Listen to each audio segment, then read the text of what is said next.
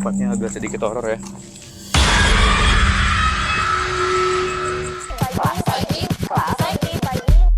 Halo, selamat pagi. Oh iya, kali ini kelas pagi mau ngapain ya? Kita ada projection night, itu kayak tengah semesternya anak-anak setelah belajar 3 bulan teknis dasar, terus kita di-challenge untuk bikin foto story.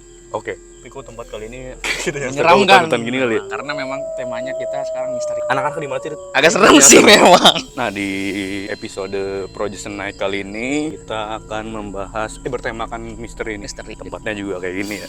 Oi. Ayo. Kita langsung ke tempatnya ya.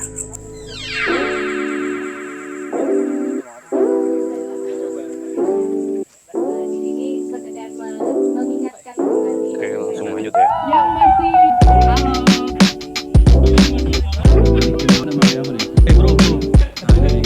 Karya gue tentang anak indigo bro, tentang anak indigo, bagaimana cara dia melihat, tapi akhirnya tidak terbuktikan karena gue manusia biasa ya. Ini lu pada ngapain sih? Ngapain ini ya? Kita liburan kayak camping bersama ya?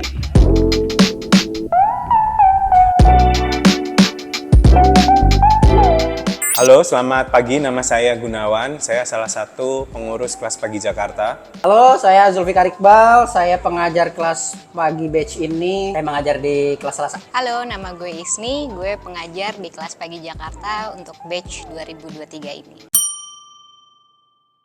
Projection Night adalah salah satu program yang mengisi di tengah-tengah masa belajar teman-teman kelas pagi reguler di kelas pagi Jakarta. Diadakan setelah teman-teman masuk dan berproses selama kurang lebih 3 bulan. Secara simpelnya sebenarnya projection night itu sebenarnya malam proyeksi. Intinya sebenarnya kayak nonton layar tancap fotografi lah. Basically, projection night KPJ itu malam di mana teman-teman peserta kelas pagi reguler, baik kelas Selasa yang diajar sama Zul maupun kelas Jumat yang diajar sama gue, bisa berkumpul bersama-sama, sharing selama 3 bulan ini mereka udah belajar apa aja sih selain segitiga exposure, basic kamera, terus kalau semua pengetahuan teknis itu dituangin ke bentuk audio visual, kira-kira seperti apa? Jadi ada karya audio visual, base-nya fotografi, cerita-cerita foto yang diproyeksiin dan ditonton sama publik, kurang lebih kayak gitu. Sebenarnya projection night itu sudah banyak dilakukan di festival-festival fotografi internasional.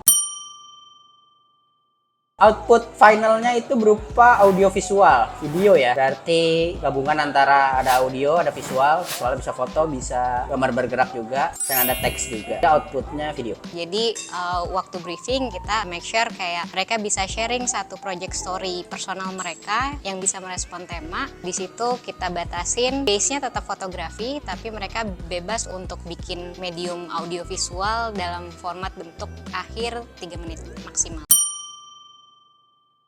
Memang tema misteri yang inisiasi gue tahun ini. Tujuannya sebenarnya untuk tidak memenjara teman-teman pada cerita-cerita realitas aja, karena belajar dari pengalaman sebelumnya itu cerita-cerita yang keluar itu cerita-cerita realitas, padahal kita sangat bisa membuat cerita fiktif atau based on true story gitu. Misteri yang dimaksud ini juga nggak selalu soal klinik, tapi bisa cerita soal rumah, cerita soal relationship, cerita tentang rahasia-rahasia yang belum terungkapkan, dan banyak lagi sih. Waktu ngobrol kita spiritnya sama-sama mencoba men-challenge teman-teman untuk melihat misteri sebagai hal yang mungkin setiap dari kita punya rasa penasaran, rasa ingin tahu, atau pertanyaan tentang apapun itu, dan mereka bisa mengelaborate itu ke personal project mereka, jadi dibuatnya secara luas.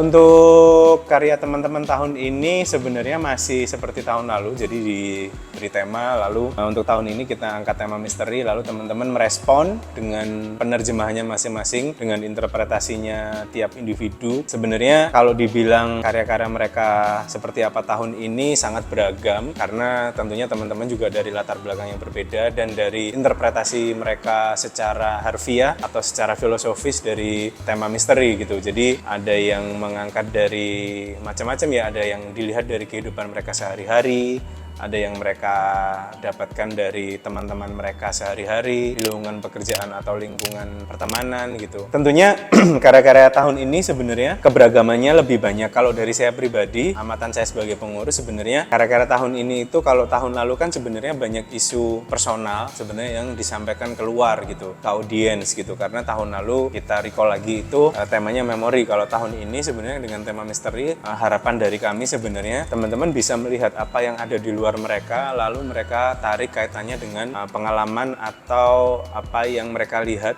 secara personal gitu. Jadi kalau yang dari tahun lalu itu dari dalam keluar, kalau dari tahun ini tuh dari luar apa yang mereka lihat dibawa ke dalam, seperti itu sih. Nama gue Farhan Lazuardi. Nama gue Jelita Rahmi Mahardika. Gue Rivo Rimawan.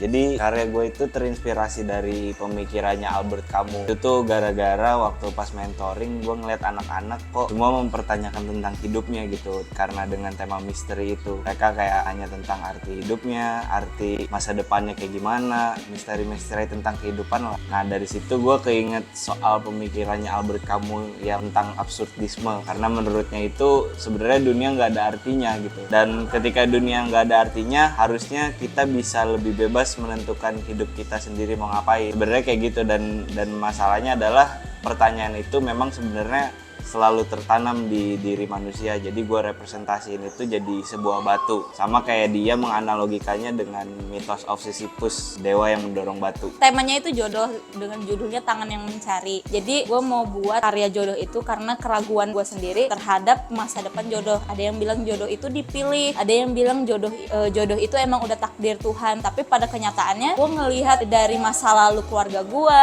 bahkan dari kisah percintaan gue sendiri, gue jadi bingung ini apa, emang jodoh itu emang sudah takdir atau gimana, dan berpengaruh sama pandangan gue tentang masa depan jodoh itu sendiri sih. Karya gue ngebahas tentang masa depan, temanya misteri, dan buat gue masa depan itu misteri karena 5 tahun lalu gue nggak seperti gue yang sekarang. Jadi gue wonder, mempertanyakan 5 tahun ke depan akan menjadi apa dan menjadi siapa gue.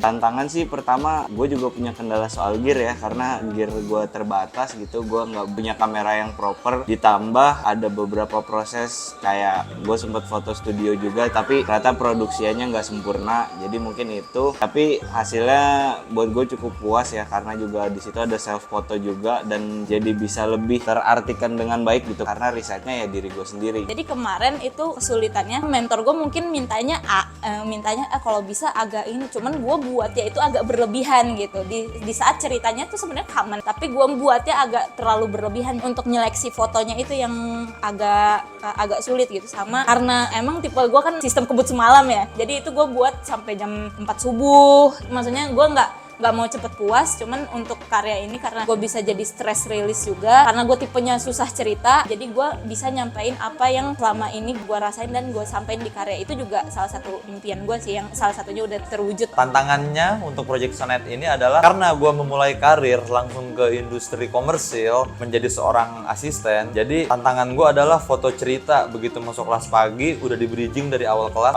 nanti bakal bikin foto cerita, dan gue bingung foto cerita itu seperti apa, foto cerita itu bagaimana. Dan ternyata tantangan untuk seorang anak industri adalah bikin foto cerita atau bikin karya, yang mana itu bikin gue sangat struggling buat ngerjainnya. Terus hasilnya juga kayaknya gue bisa lebih dari itu, tapi karena gue overthinking dan bingung ya, jadi hasilnya kurang sih. Gue cukup puas karena gue punya kendala dalam penulisan. Ya tantangannya ya untuk yang sekarang itu dalam satu waktu ini baru pertama kalinya juga ya gue membimbing 17 cerita yang akan diproyeksi dari 17 siswa, 17 cerita, dan yang bikin gue happy dan bangga banget 17-17-nya berhasil finish. Jadi lebih ke harus bisa membagi waktunya, harus bisa membagi konsentrasinya. Gue sebagai mentor mereka harus pandai-pandai di situ sih, karena ya harus ingat cerita mereka masing-masing. Buat teman-teman, gue harap jangan puas sampai di sini aja. Begitu juga pun gue berharap teman-teman bisa melampaui lebih dari ini dan terus berkarya sih, kurang lebih kayak gitu. Tantangannya sebenarnya jumlah muridnya lebih banyak. Kalau tahun lalu satu kelas cuma 10, sekarang kebetulan satu angkatan tuh bisa sampai 17 anak. Jadi secara jumlahnya lebih banyak, temanya lebih bervariasi, dan ya challenge-nya benar-benar setiap anak punya karakter yang benar-benar beragam. Gue cukup bangga dengan effort teman-teman semua. Jadi gini, sebenarnya kalau dari pengurus kelas pagi Jakarta punya program Project Night, menurut kami sebagai pengurus ini salah satu hal yang emang masih fresh ya kan sebenarnya. Jadi kita baru selenggarakan 2 kali, tahun lalu dan tahun ini, untuk teman-teman kelas reguler yang tahun lalu juga dan tahun ini juga. Aku sih berharap gini sih, sebenarnya kan kalau Project Night itu sebagai benchmark atau sebagai parameter teman-teman proses belajarnya udah sampai mana. Tapi tentunya kalau dari kami kan keinginannya ke teman-teman teman-teman adalah bagaimana sebenarnya mereka punya upaya untuk menyampaikan karya fotografinya itu lewat medium yang lebih luas gitu. Bisa dikatakan luas itu bukan berarti hanya cetak yang udah dilakukan di tiap pertemuan, yang sekarang itu mereka bikin foto yang diimplementasikan ke dalam video atau audiovisual. Jadi mereka bisa bermain-main dengan voice over atau diisi dengan suara mereka gitu, atau dengan teks gitu. Nah, menurutku hal seperti itu bisa dikembangkan sih nantinya. Harapannya sih teman-teman bisa punya cara atau punya upaya untuk bercerita atau menyampaikan medium foto ini ke ranah video dengan cara-cara yang lebih eksperimental atau eksploratif gitu. Tentunya yang sekarang kan rata-rata teman-teman masih mengandalkan cara bertutur atau cara bercerita yang konvensional gitu, tapi harapan ya mungkin ada 1-2 karya teman-teman yang sudah mulai eksperimental dan eksploratif, tapi harapannya sih ke depan tanpa kehilangan esensinya, esensi berceritanya gitu, teman-teman bisa punya satu karya foto yang diimplementasikan dalam audiovisual dengan lebih eksploratif dan lebih eksperimental. Seperti itu. Bakar. Bakar. Bakar. Bakar!